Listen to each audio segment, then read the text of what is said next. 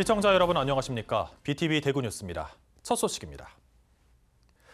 역대급 폭염이 이어지면서 대구 지역 온열 환자 수가 100명을 훌쩍 넘어섰습니다. 질병관리청이 공개한 자료를 보면 지난 5일을 기준으로 대구의 온열 질환자 수는 110명을 기록했습니다.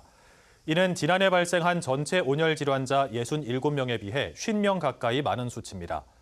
구군별로는 달서구가 34명으로 가장 많았고 달성군 20명, 남구 13명 순이었으며 다행히 사망자는 아직까지 없었습니다.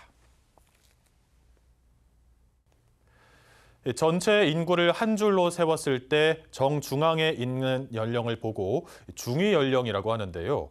대구의 중위 연령이 전국 특광역시 중에서 두 번째로 높은 것으로 나타났습니다. 고령화도 빠르게 진행되면서 유소년 인구 100명당 노인 인구는 2배 가까이 많았습니다. 김민재 기자입니다. 지난해를 기준으로 대구의 인구는 총 236만 9천 명입니다. 5년 전에 비해 6만 1,000명 줄었습니다. 전국 인구 대비 4.6%를 차지합니다. 전국 229개 지자체 중에서 전년 대비 인구가 가장 많이 늘어난 곳은 대구 중구로 9.7%, 무려 8천 명이 늘었습니다. 반면 남구는 5천 명이 줄면서 전국에서 인구가 두 번째로 감소한 지역으로 꼽혔습니다. 전체 인구를 나열했을 때 정중앙에 있는 사람의 연령인 중위 연령은 대구는 47.8세였습니다. 1년 전보다 0.6세 늘어난 것으로 전국 특광역시 중에서 부산에 이어 두 번째로 높았습니다. 고령화도 빠르게 진행되고 있습니다. 대구의 노령화 지수는 197.5, 14세 이하 인구 100명당 65세 이상 고령 인구는 197명이 있다는 뜻입니다. 이 수치도 전국 8개 특광역시 중에서 부산과 서울에 이어 두 번째로 높고 전국 평균보다도 웃도는 수준입니다. 대구 군위군의 경우 1187.7로 전국 229개 자치단체 중에서 가장 높았습니다. 대구의 미혼 인구 비율은 28.4%로 전국 평균인 29.6%보다 낮았고 1인 가구의 비율은 전체 35.5%를 차지했습니다. 특히 65세 이상 고령자만 있는 가구는 전체 19.6%로 전국 특광역시 중에서 역시 부산에 이어 두 번째로 높았습니다. BTV 뉴스 김민재입니다. 대구 시민 가운데 아직 20만 명 정도가 민생회복 소비 쿠폰을 신청하지 않은 것으로 추산됩니다. 주로 거동이 불편하거나 정보 접근성이 취약한 분들인데요. 이런 분들을 위해 찾아가는 신청 서비스를 하고 있지만 이조차도 잘 모르는 분들이 있습니다. 우성문 기자가 남구 대명구동 복지팀의 찾아가는 신청 현장에 함께했습니다. 남구 대명구동 한 주택가, 주민센터 복지팀 직원이 거동이 불편한 독거 장애인 가구를 방문합니다. 네, 민생회복 소비 쿠폰 신청하러 왔습니다. 안녕하세요, 어르신. 민생회복 소비 쿠폰 신청을 대신할 뿐만 아니라 쿠폰 사용 방법과 사용처를 안내하고 간암 치료 중인 어르신의 안부와 불편한 점은 없는지도 확인합니다. 민생지원금을 받으려면 주민센터를 방문해 신청하거나 온라인 신청을 해야 하는데 거동이 불편하고 디지털 기기 활용도 어려운 경우 찾아가는 신청 서비스를 요청할 수 있습니다. 거동이 불편한데 찾아와서 일해 주시는 것 대해서 감사합니다. 살아가는데 생활에 도움이 많이 될 것 같습니다. 행정안전부에 따르면 7월 말 기준 대구 지역 민생지원금 지급 대상자 233만 5천 명 중 212만 5천 명이 4,225억 원을 신청해 지급률 91%를 나타내고 있습니다. 대구 시민 10명 가운데 9명이 지급을 받았지만 대략 20만 명이 아직 지원받지 못하고 있는 겁니다. 상당수가 거동이 불편한 노인이나 장애인, 외부와 단절된 채 가족 없이 홀로 지내는 경우입니다. 어려운 이웃에게 꼭 필요한 서비스가 제공되는 것을 복지라고 생각을 합니다. 지금 신청 못해서 혜택을 못 받는 일이 없도록 저희가 직접 움직여서 찾아가고 있습니다. 그리고 집에 계신 분뿐만 아니라 병원이나 요양시설에 계신 분들도 모두 소외되지 않도록. 특히 가족이 없거나 장기 입원 중인 독거노인, 중증 장애인 등 정보 접근성이 낮은 취약계층에게는 찾아가는 신청이 반드시 필요한 복지 서비스입니다. 찾아가는 신청이 단순한 행정 지원을 넘어 복지 사각지대 해소와 민생 안정에 실질적 도움이 되고 있습니다. BTV 뉴스 우성문입니다. 올해부터 고등학생들이 과목을 직접 선택하고 이수하는 고교 학점제가 전면 시행됐는데요. 학교 현장에선 다양한 목소리가 나오고 있는 가운데 전국의 교원단체 3곳이 고교 학점제로 인한 학교 현장의 혼란을 지적하며 교육부의 개선책을 촉구했습니다. 강혜진 기자가 취재했습니다. 교원 3단체가 기자회견을 열고 고교 학점제 실태 조사를 발표했습니다. 고등학교 교사 4,100여 명 가운데 86.4%가 고교 학점제 시행으로 수업의 질이 저하됐다고 응답했습니다. 교사의 78.5%가 2개 이상의 과목을 담당하고 3과목 이상 가르치는 교사도 3명 중 1명에 달해 깊이 있는 수업이 어렵다는 것이 이유입니다. 교사들은 현재 고교 학점제는 학생들의 과목 선택권 보장을 무색하게 만들고 있다며 학생 수요가 아닌 교사 수급이 더 시급하다고 호소합니다. 학생 수가 아닌 개설 과목 수와 학급 수, 학급당 학생 수 상한제를 기준으로 교원 정원을 산정하는 방식으로 즉각 전환하십시오. 학교에서 다양한 과목을 편성해야 한다면 교원을 증원하는 것은 당연합니다. 실제 수학을 가르치는 한 교사는 최소 성취 수준 보장 지도에 현실적인 문제를 꼬집습니다. 학생이 학점을 취득하려면 과목 출석률이 3분의 2 이상 돼야 하고 학업 성취율이 40% 이상이어야 합니다. 그런데 성취율이 미달인 학생의 경우 일주일 수업 시간의 5배만큼 별도 수업을 해야 하는 미이수 제도의 재검토가 필요하다고 지적합니다. 미수 때문에 대책 없이 졸업조차 하지 못하고 있는 학생만을 양산할 것이 아니라 출석 일수를 현실적인 졸업 기준으로 삼되 기초학력 학생이나 위기 학생에 대한 국가 책임 제도를 할 수 있는 시스템을 교육당국이 직접 마련하십시오. 고교 학점제에 따른 학교 생활 기록부 기재도 교사들에겐 고충입니다. 응답자 90%가 학생부 작성에 어려움을 호소하는 건 고교 학점제 특기 사항의 과도한 분량 채우기가 문제라는 겁니다. 고교 학점제로 다 교과를 지도하게 된 선생님들은 그 부담이 2배, 3배, 4배로 증폭되고 있습니다. 이러한 현실은 우리 선생님들을 소설가로 내몰고 있습니다. 가세트 기재로 인한 수행평가와 지필고사는 교사뿐 아니라 학생까지도 지옥으로 몰아넣고 있습니다. 교원 3단체는 고교 학점제로 인해 학교 현장의 혼란이 방치되고 있다며 교육부의 즉각적인 제도 개선을 촉구했습니다. BTV 뉴스 강혜진입니다. 많은 비가 내리면 걱정되는 것 중 하나가 바로 산사태입니다. 최근 몇 년 사이에도 전국 곳곳을 덮친 산사태로 많은 인명피해가 발생했는데요.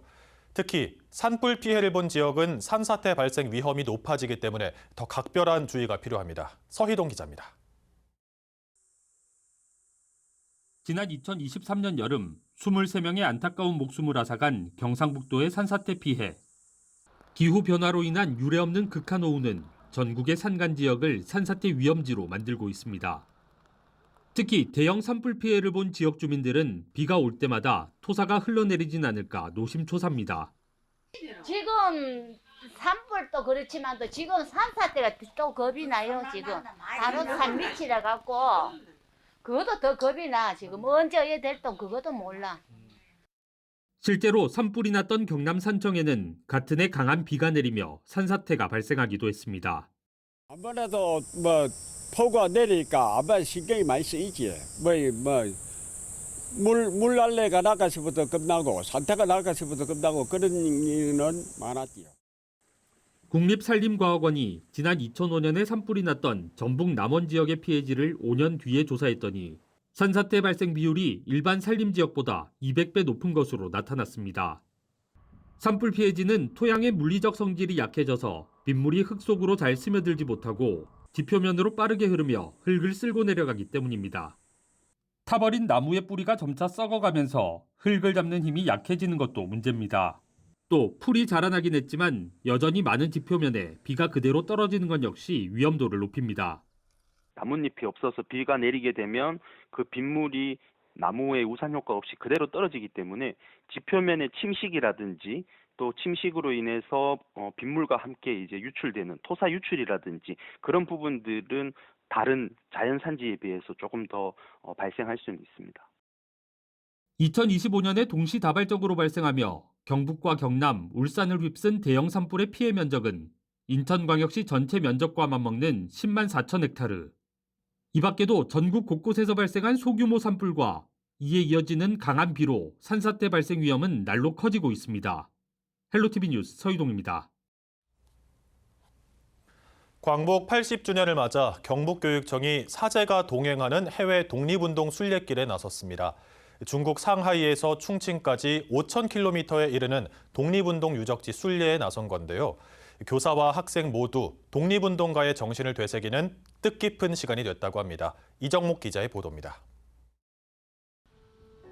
지금은 브랜드 매장이 들어선 낯선 건물 뒤로 금세라도 마을 주민이 인사를 건넬 것 같은 고즈넉한 골목길 풍경. 일제강점기 독립운동가들이 일본의 감시를 피해 중국으로 넘어와 활동한 역사적 근거지라는 설명을 들으니 왠지 모를 뭉클함과 먹먹함이 느껴집니다.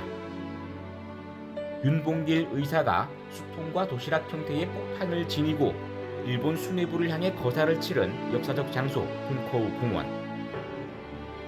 두 발을 내딛고 눈을 감으니 마치 거사를 치른 그날의 풍경이 눈앞에 펼쳐지는 듯 합니다.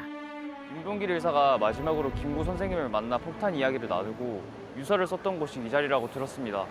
호텔 건물 안에 서 있으니까 그냥 옛 이야기가 아니라 진짜 사람이 여기서 그런 선택을 했다는 게 느껴졌습니다.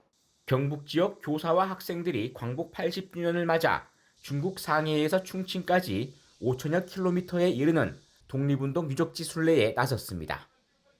공모를 통해 선발된 독립유공자 후손과 나라사랑 동아리 회원 등 37명이 교사와 함께 순례길에 올랐는데 상해 임시정부 첫 청사를 비롯한 김구 선생 피신처와 광복군 사령부 등 중국 4개 도시를 탐방해 독립운동의 궤적을 함께 걸었습니다.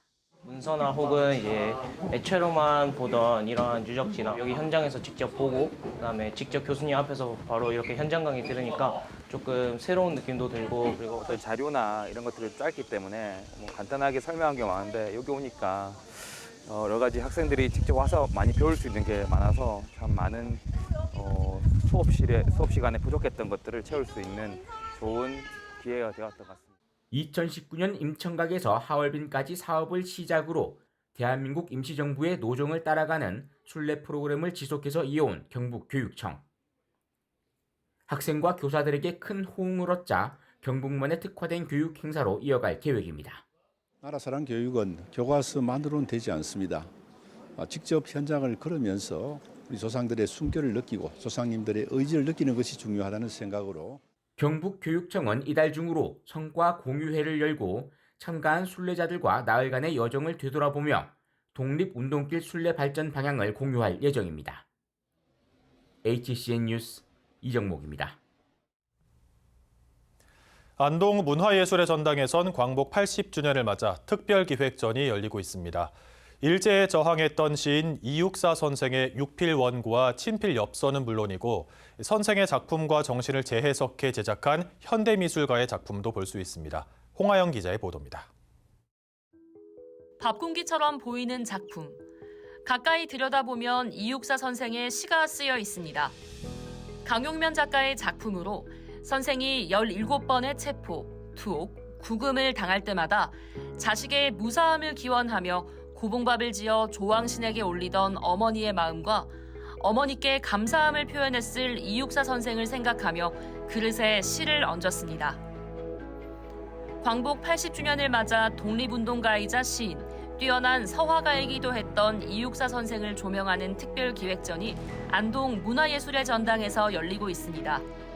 전시장에서는 이육사 선생이 가족 친지와 주고받았던 편지와 엽서, 선생의 육필 원고 등 34점을 만날 수 있습니다.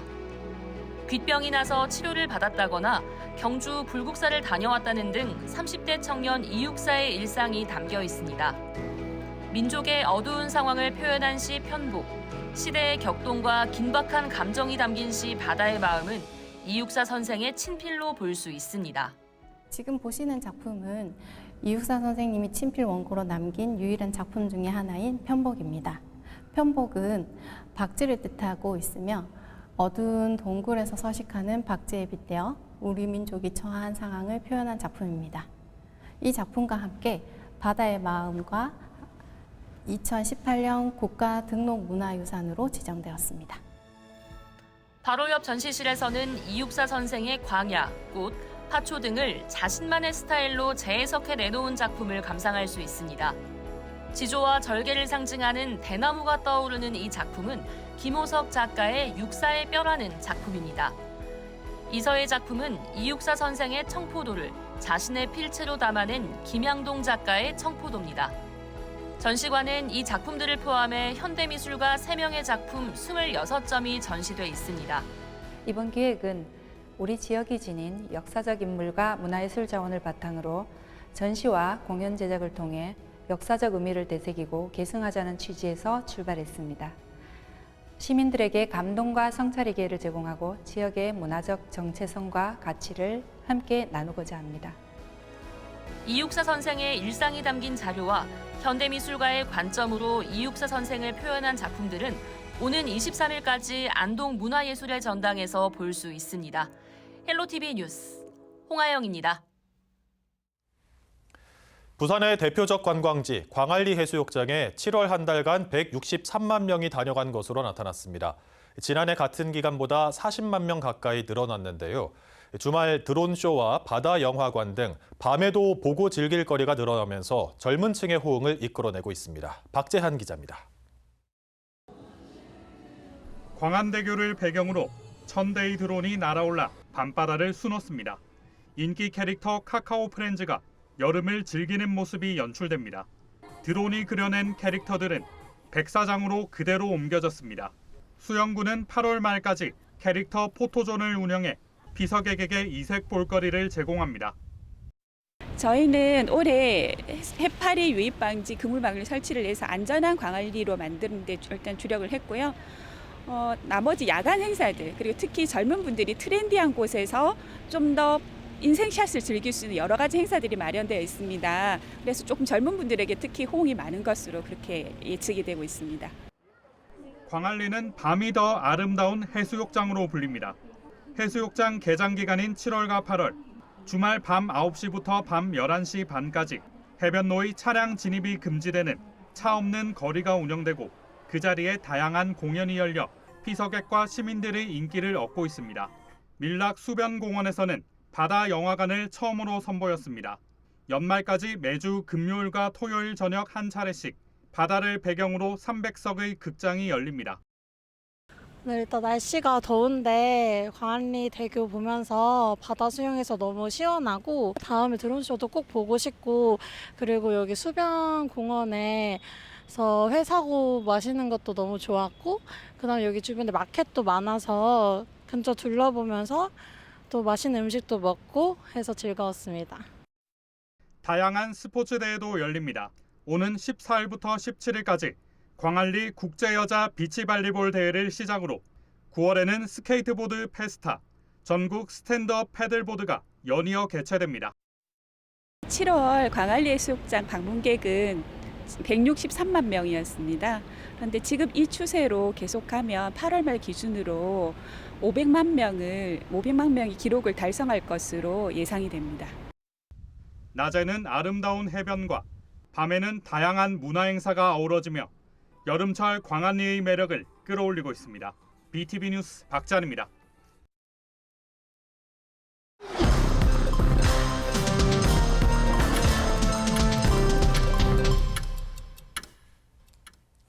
대구의 주택 임대차 시장에서 월세의 비율이 해마다 크게 증가하고 있는 것으로 나타났습니다.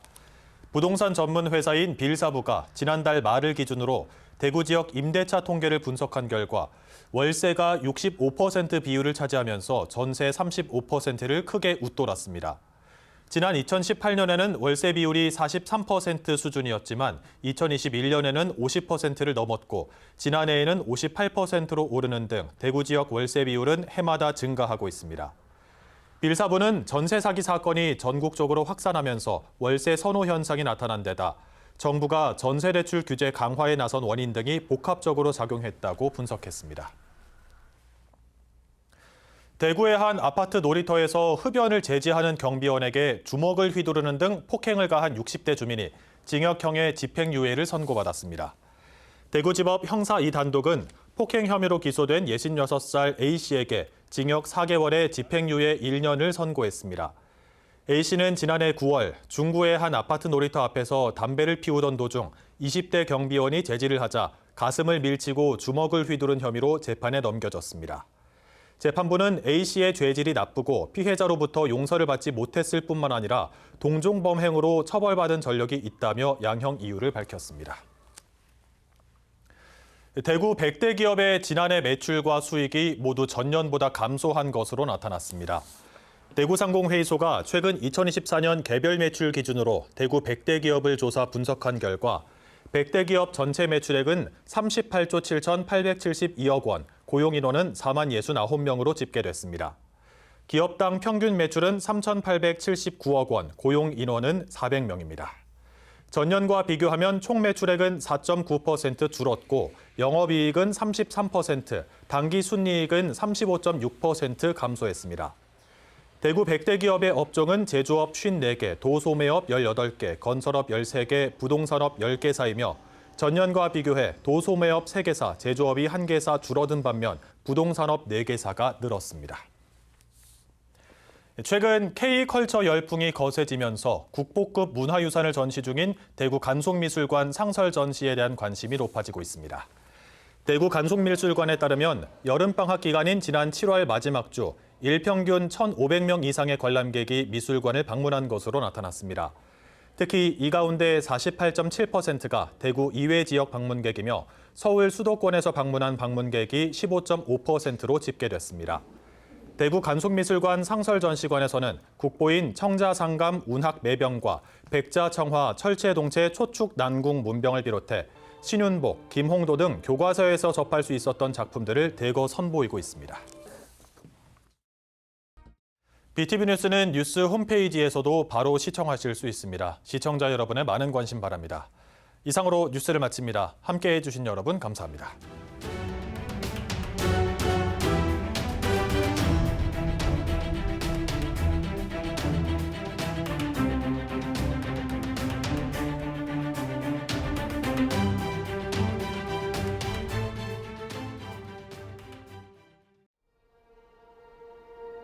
you.